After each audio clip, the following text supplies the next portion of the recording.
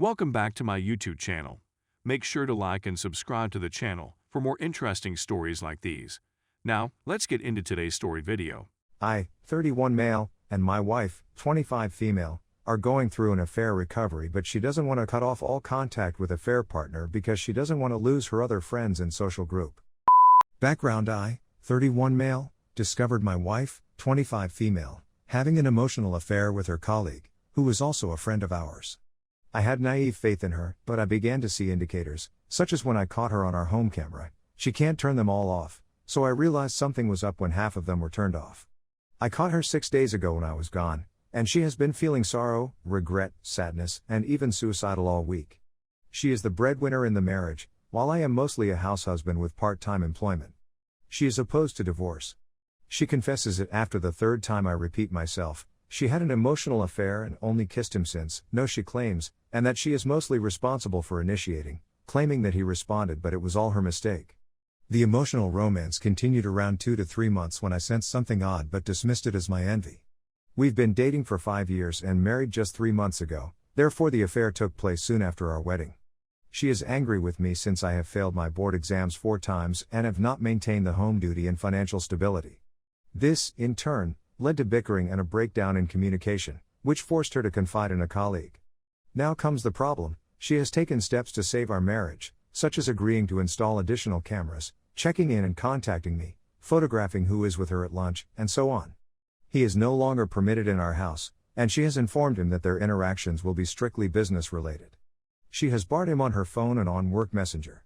Yet they all share a tight buddy group, a close group of 4 friends which also go to the same gym, drinking, partying. And when a party gets together, a group of 15 friends that all know each other. She treasures her pals since they are all she has in the new state she has relocated to. I, too, have strong friendship values and do not want her to lose these pals. She doesn't want to make her friends uncomfortable or lose them, so she informed me she still feels she can be nice and limit her conversations with her affair partner in the group. Personally, I don't think it will help the marriage heal since I've read from many sites that the affair partner must be cut out totally outside of work contacts for a coworker. I understand that every relationship is unique, and I am concerned that if she discontinues all communication with the affair partner, she would become estranged from her friends and lose her social circle. Losing her friends is like to losing a piece of herself. It would also imply that I would lose these pals. Her close pals are unaware of the romance. She has informed me that she would be going to the gym with 2 of her pals, 2 of the close 4 friends, and that she will be drinking for a special occasion. One of the close 4 friends had also invited the affair partner previously, so she will meet the affair partner tonight. She informed me she won't and doesn't want to make things unpleasant for her friends, so she'll be reducing conversation with him when she can, which will be difficult in a tight group of 4 friends, so all I can do is trust her. She'll go even though she knows it'll be difficult for me. Another reason she's going out is because it's been a difficult week for her and I've been clingy and overbearingly hovering over her / checking up on her, so she thinks she needs space from me as well. I am presently living with my parents for the express goal of studying and attempting to pass my exam in order to become financially secure and ultimately assist her with the payments, therefore I won't be able to see her for the next several months. She already needs separation from me, so I plan to give her plenty of me time this weekend. I also feel like I've been doing a lot more research about affair recoveries, therapy, and tactics, and I'm eager to read books, while she's been working 10 to 12-hour days and attempting to de-stress by going to the gym and dining with friends. She has consistently demonstrated to me that she is putting forth a lot of effort in her recovery, but she continues to tie both the problem of my financial insecurity, her affair, her bringing up our home all by herself, my clinginess and how I'm suffocating her. And how unhappy she is with everything that's been happening, so I know there are other underlying issues that must be addressed before dealing with the affair. How should I proceed if my errant spouse still feels she can be friends with the affair partner without making things unpleasant in the social circle?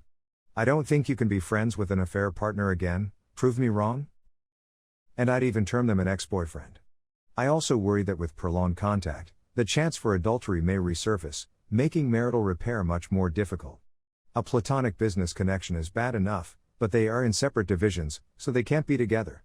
And I feel her friends will ultimately figure out why the affair partner isn't showing up to our home get-together gatherings, even if she makes up reasons. My immediate action plans: I know my first move is to give her a lot of space, otherwise she will feel trapped, which is quite dangerous. After reading several instructive articles online, I am more knowledgeable with affair healing and want to put what I have learned to use. I also know that I will be focusing on myself in order to pass the board's test and maintain financial stability. We both agree to marital therapy, but we must go cautiously since she needs distance at the moment. I also hope that the therapy will assist her with other concerns such as anxiety, sadness, family troubles, and her loss of attraction to me drive, which I believe is heavily related to my financial instability and clinginess. I'm not sure when we'll be able to start individual or couples therapy, but I'm hoping it'll be soon. Update 1. After reading several comments, I felt compelled to provide further information. She has been quite supportive throughout the last 1.5 years, so I don't question her love for me, but anger has grown since I was a lazy house husband who could have done more and led us to more financial security if I had only passed the board's test. She needs space since I generally end up invading her space and even texting her with my ideas, making her feel caged even when she is at home. The cameras don't help, and she is now unhappy with me, thus the need for distance. Yes, it's bad timing when she needs space, which makes me question her, especially since she needs space right now to be with friends and her affair partner, and I've told her how I felt, and she says she wants to choose freedom over me right now because I'm suffocating her, but all she'll do is minimize what she can and possibly leave early. So I'm left with giving her space, monitoring the cameras and timing if she gets home too late, and allowing her train and hang out with these buddies for the time being. I honestly want these people to know about the affair since I trust them as well, and they will most likely separate her from the affair partner and respect the spaces. Personally, I don't believe she will be isolated, but I believe the humiliation and fear of losing friends will make her much more sad than she is today. I'm not convinced. It's not my place to inform her friends since they're her closest friends, but I realize that they need to know, so I'll speak to her again when she's less furious with me. Her original explanation for why her affair partner won't be at our house parties is that he was busy this month so he can't hang out, and then she will tell her friends in the following month that he developed feelings for her, so it's awkward now. Half truth, but I'm not sure how that will flow if she is already doing this. I assume she intends to phase off gradually and organically. On the day I apprehended her, she said that she would provide me with transparency, which she has, and complete access to her phone. I intend to request the text logs between them, and she agreed when we discussed this a few days ago.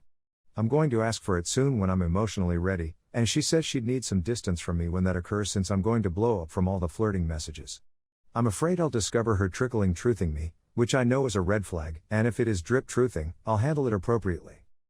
I've actually acknowledged my financial insecurity and even shared it with my family, extended family, and a few close friends, which is one of the reasons we both came up with the plan of me moving back and solely focusing on studies, as well as giving her more space to herself. Sadly, this isn't working right now because this infidelity issue came up 2 days after I'd just flown back, and I've been in constant talk with her even when she needed space to be. Many of you also seem to think I should call it quits. I sincerely appreciate the feedback. Unfortunately, the issue is difficult, and I still love her and know she loves me. I want divorce to be our final option. Not only that, but if divorce occurred so soon after marriage, all of her friends back in her home state would find out, all of her family would find out, and her work and friends in the current state she is in would find out. All of this, combined with her current anxiety, depression, and financial problems, will not help her or me in any way, nor would I want her to be any closer to tea. I've discovered a few affair recovery books that I enjoy and will buy them for her so she may read them, which she agrees to read and even recite to me.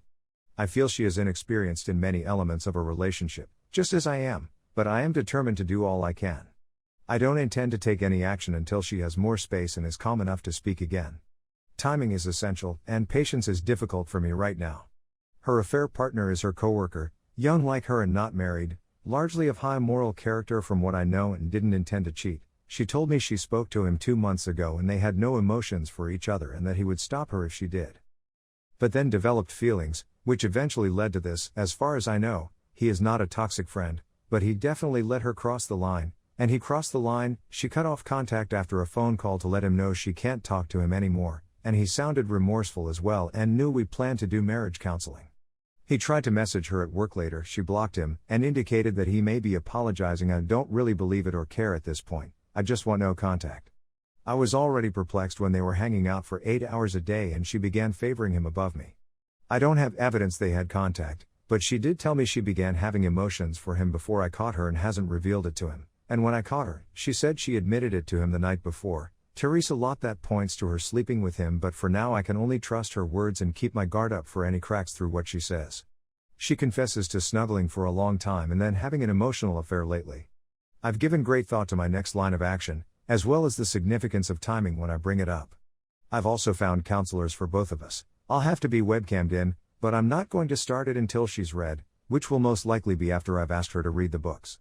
I'm hoping the books and counselor will help her break off communication with her affair partner, keep her sanity in mind, erase her resentment of me, particularly if financial stability is restored and it still remains, and deal with her worry and unhappiness overall. Call me a fool, but I'm determined to keep going and salvage our marriage. Update 2. To respond to some further remarks, some of you have inquired as to why there are cameras in the house, so here is an explanation of the smart home situation. The cameras have been there for a long. They are mostly used to keep an eye on the home when we are away, since we have traveled quite a bit. They are basic power plug smart cameras that can be plugged into any socket, thus they are not like the cameras you see in shops. They are home cameras similar to those used to monitor a newborn. We both agreed to have cameras long before the marriage and had even planned to set up quite a bit of security for the house utilizing alarm systems and other devices to create a full-fledged smart home. It has now come to my attention that I have utilized the cameras for this reason, which I realized a few days ago should not have been used for this purpose if the relationship were to recover. So they've all been turned off following a chat with her. She offered turning them back on when she leaves the home, but that was up to her since I've opted to fully trust her regardless of the technology available. Mind you, it's just been a week since D-Day, so I'm amazed at myself for forgiving her so quickly. She proposes turning on the front door ring cam and tilemates, as well as providing me the phone names of her close friends so I may check on her if I ever feel nervous. I doubt I'll text or phone them, but I think this is her way of comforting me. We've also determined that putting the marriage second and working on ourselves first is one of the finest options. I can concentrate on myself, which is the most essential feeling I have right now. It will also most likely fix an underlying issue and aid in the healing of the relationship. Concerning trust concerns, I began to feel apprehensive when she began spending more time with the affair partner than with me 2 months after the wedding. I'd expressed my worries to her previously, but she dismissed them as jealousy until additional red flags surfaced. We are using one other, but she has expressed to me how she felt exploited when I told her I planned to aid her financially but had failed to do so. An essential point to note is that she has been assisting her family and repaying borrowed money from my extended family in addition to keeping us afloat, so she is carrying a big burden.